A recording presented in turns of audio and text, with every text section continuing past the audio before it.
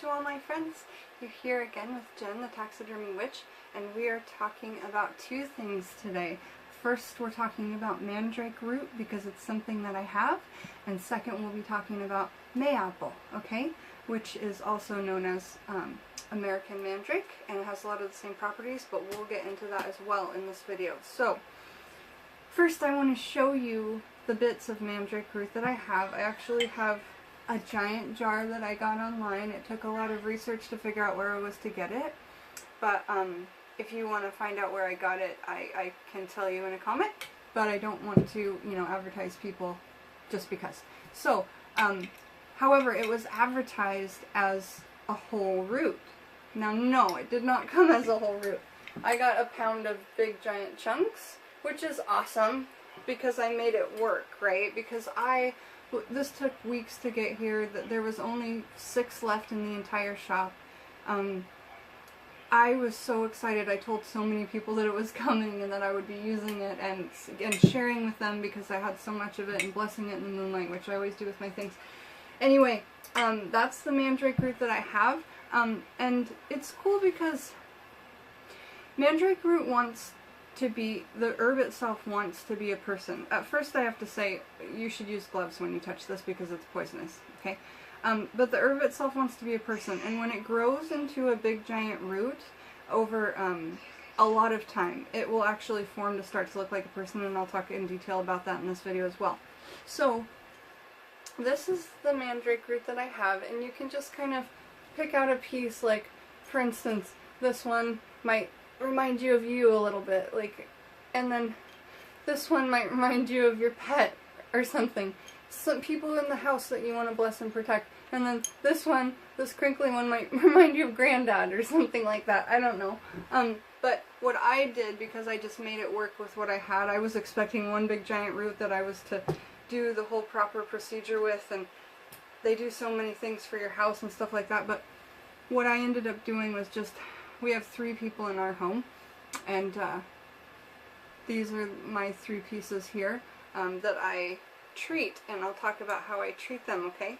So, that's the mandrake root, and this is my very, very special. Underneath there's a bowl full of mandrake, and then I put it in a glass head, which you can find kind of everywhere if you look. They're online, they're in stores, they're in antique stores, they're new, they're old, they're cool. But I wanted my mandrake to feel like a human, right? And this is a man's head, or a woman's head, it's just a wig head, right? I burned a gold candle with him, and gold is the color of the god. Male, I guess, is masculine, right? In what we normally think of, but gold is the color of the god, and this is so important to me, guys.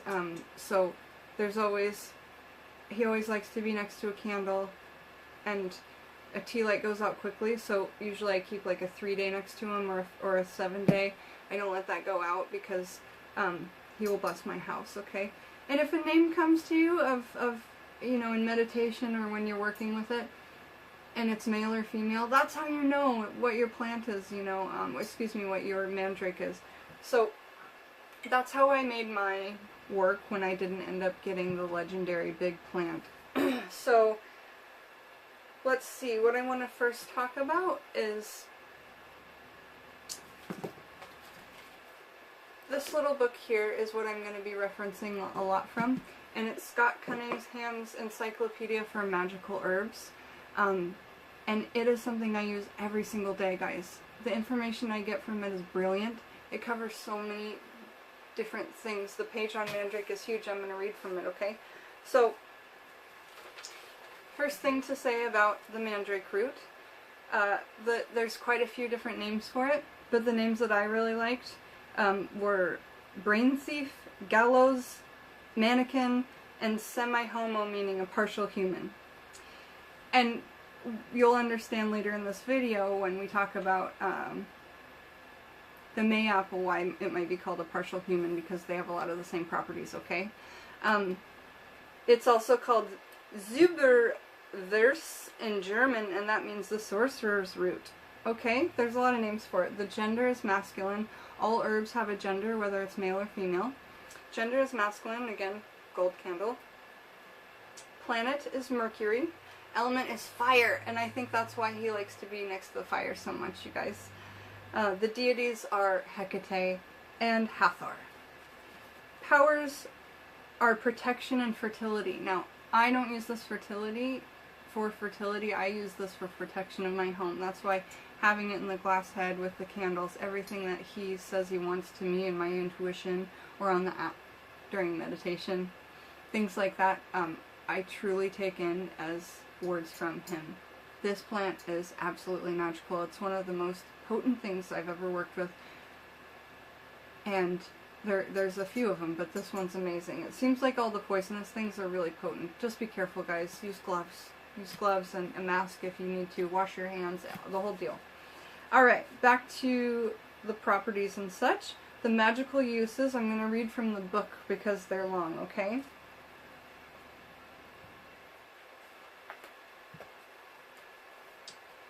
Okay, the magical uses of a mandrake root, and I apologize for looking down. A whole mandrake root placed on the mantle in a home, where I keep him, will give the house protection, fertility, and prosperity. Mandrake is also hung on the headboard for protection during sleep.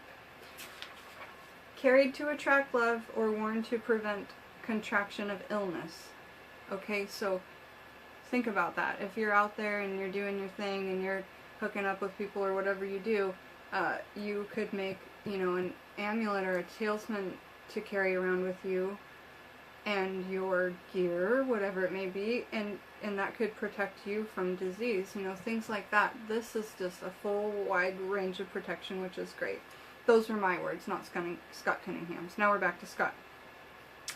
Okay. Where there is mandrake, demons cannot reside. And so the root is used in exorcism. And when we say exorcism, we mean things like banishing or literal exorcism, okay? To activate a dried mandrake root, i.e. to bring its powers out of hibernation, place it in some prominent location in the home. The mantle of my home sees everything. It's a very wide open floor plan in my home, so this guy can see everything, and I really feel he protects me. Alright, prominent location in the house, and leave it there undisturbed for 3 days. I also left mine with a candle because that's what it told me to do. Then place it in warm water and leave it overnight. Afterwards, the root is activated and may be used in any magical practice. The water in which the root has bathed can be sprinkled at the windows and doors of the house to protect it, or onto people to purify them. It's poisonous, so be careful. The mandrake has also long served as a puppet in magic, but its extreme scarcity and high cost usually forces the magician and witch to look for substitutes: ash roots, apples, the root of bryony, and the American mayapple, and others have been used. Money placed beside a mandrake root, especially silver coins, is said to double, and the scent of the mandrake causes sleep. Okay, scent of the mandrake causing sleep. Let's take a side note over here.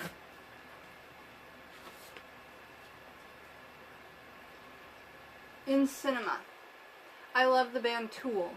That led me to watch a movie because the video of 46 and 2 has the pale man from Pan's Labyrinth in it, and the little girl and the fairies. I learned that was a movie. I just thought it was a Tool video. Okay, now let's talk about Pan's Labyrinth. It is one of the best movies I've ever seen. It reminds me of The Labyrinth with David Bowie. It reminds me of Jim Henson movies in general, like Dark Crystal, like all my favorite things growing up, The Never-Ending Story, stuff like that. Man, if you were into that stuff, it's giving me chills. If you were into that stuff your whole life and believed in it, you know that this is for you, guys. And you're on the right plane and you're on the right no for everything, so good for you. Pan's Labyrinth. Now, in the movie, the little girl's mom was sick, and she wanted to make her better. She was pregnant and very ill. Now, something told the little girl, like a character, it was kind of like a little evil creature or something. Something told the little girl that here's a mandrake root. Put it under your mother's bed, and every day add a little bit of blood and a little bit of milk. Okay? And it will heal your mom. Now, I was like, whoa, that's so cool, because mandrake root, that's a witchcraft ingredient and herb. And I've always wanted to get my hands on it, but I thought it was kind of just, some people think it's a legend from Harry Potter, so I looked it up, and of course it was in here. Thank you, Scott Cunningham. Rest your soul. And so, my mind's a little bit scattered, but when I saw that in the movie, it's like my music led me to that, and then that led me back to the craft, and I'll talk later in another video about how I use how I use music to activate things, because it gives me, the energy that it gives me is so powerful, and I can put it into a spell, and that's really awesome. If you guys can't find a way to do energy, you can do it that way. So we'll talk about that later, but in cinema, Pan's Labyrinth, look it up, okay? And you can see a clip of it in the 46 and Tool video, okay? But it's not the mandrake root bit. Now, I believe we're done with mandrake root, except for I want to say this because it brought up poppets in the book, and that's why I brought this over. So these obviously are my pieces that I've activated and I treat, and they help us, you know, and I keep these I keep these on my altar, and this is out in the living room, okay? So those are my main mandrake root pieces, but this is what I use when I use in my practice, like in poppets, okay?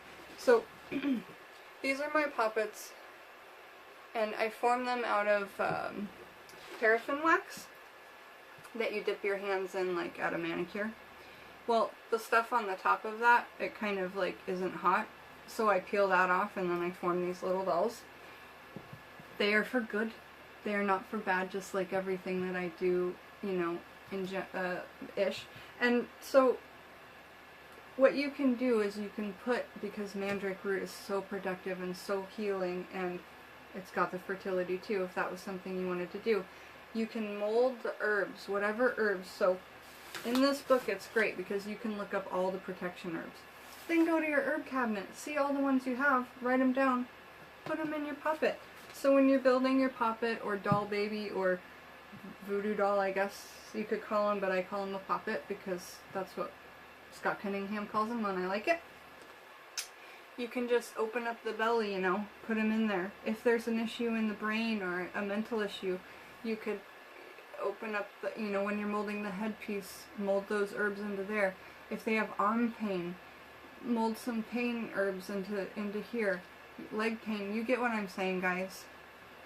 If there's, you know, a stomach issue, put it in the lower, and if there's a breathing issue, put it in the upper. My dad has big breathing issues, so his puppet I put lungwort into, which is a lichen that grows on a tree, and it looks just like a lung.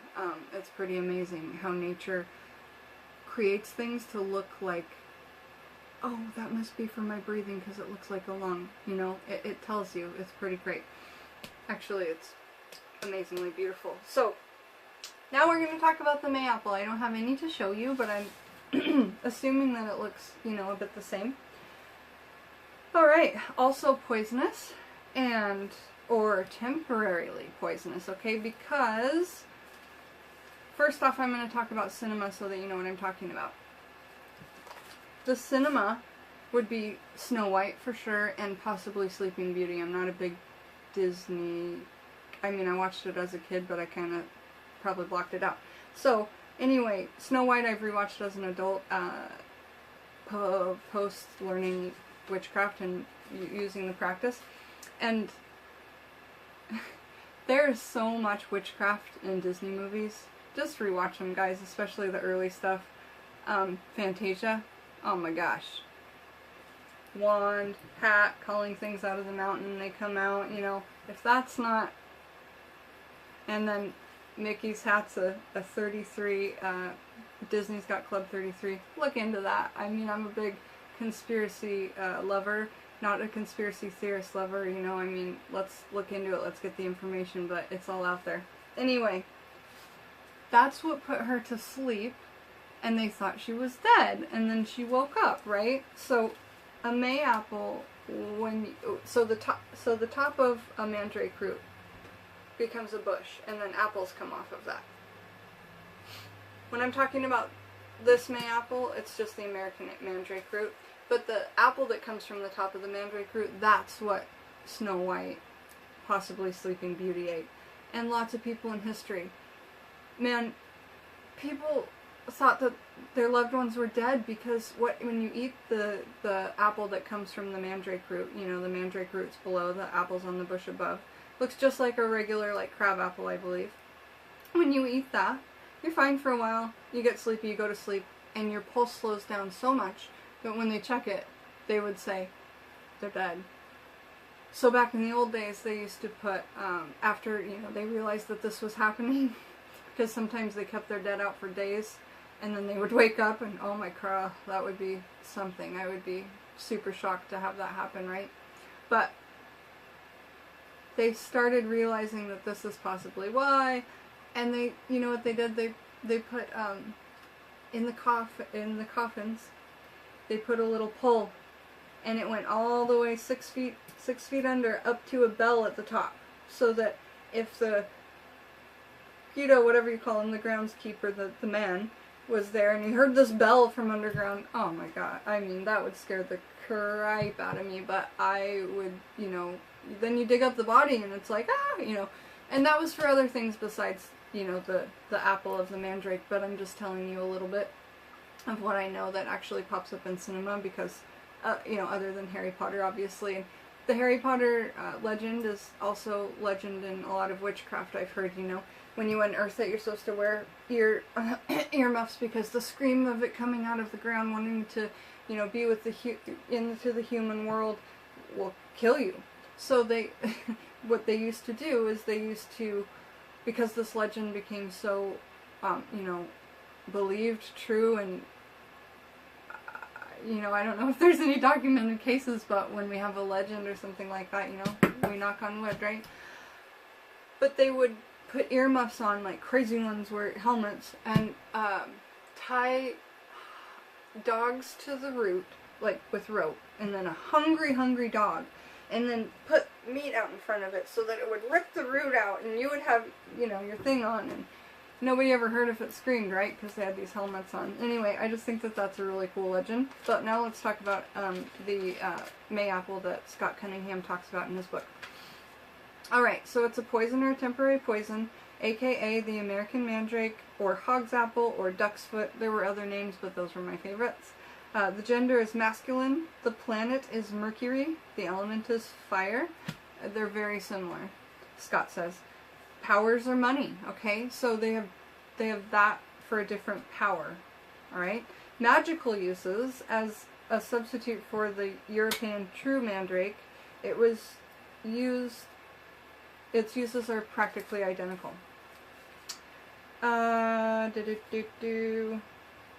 Yeah, I talked about everything on here. Rad.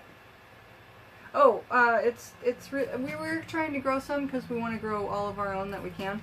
So, but it takes like 3 to 5 years just to get the root to be fully formed. And then from year 3 to 4, I believe, it gets its, so it has arms and legs in 3 to 5 years, okay? And then in 5 to 6 years, it forms a face, like actual dents, you know, and then a genital form at the bottom, either nothing or a male genital form. So, and it's the longer that you keep it in the ground. So, we're trying to look into getting it into seeds, and then, you know, in 6 years we'll have it. Man, the intent for that will be so amazing, you know, because I will be meditating with it, I will be sharing life with it, all of that kind of stuff. So again, guys, look into the legends. If you're going to use blood, okay, use blood when you get a cut. That's what, this doesn't ask you to cut yourself. It will never ask you to cut yourself. When you get a cut, give it blood, okay? If you don't want to give it blood from your body, this is blood meal, okay? You can get this from local farms, and that's animal blood, okay? And then the other thing is if you really want your own blood and you can't wait to get cut and you need to like do it, just do it safe. Please do it safe. And just get one of these little like diabetes pokers, and all you need is one tiny drop, guys. If you want to give it to, and if you have that drop already done and you want to save some to give it for another day, you can drop some into a jar, you know, or a teeny tiny jar, something like that, or a dropper or something. I think you can keep it with, like, I keep mine with a little oil to keep it preserved, and then you can just add it to it and a little milk.